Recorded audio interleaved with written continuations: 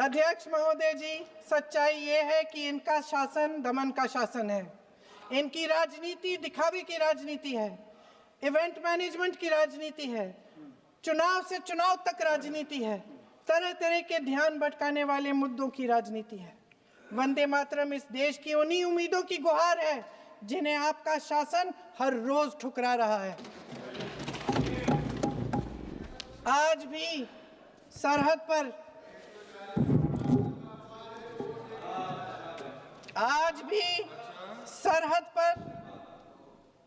पर जवान जब दुश्मन का सामना करता है तो उसकी छाती में वंदे मातरम गूंजता है। आज भी जब हमारा खिलाड़ी अंतर्राष्ट्रीय खेलों में जाता है तो उसके दिल की धड़कन में वंदे मातरम होता है। आज भी इस देश के करोड़ों देशवासी जब अपने राष्ट्र ध्वज को फहराते हुए देखते हैं तो उनकी जबान पर वंदे मातरम, वंदे मातरम, वंदे मातरम आता है।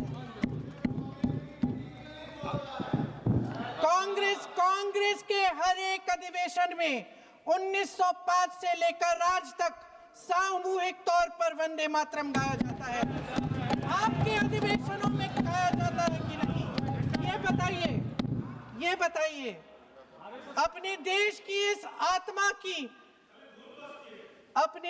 की आत्मा के इस महामंत्र को विवादित करके आप एक बहुत बड़ा पाप कर रहे हैं। इस पाप में कांग्रेस पार्टी शामिल नहीं होगी।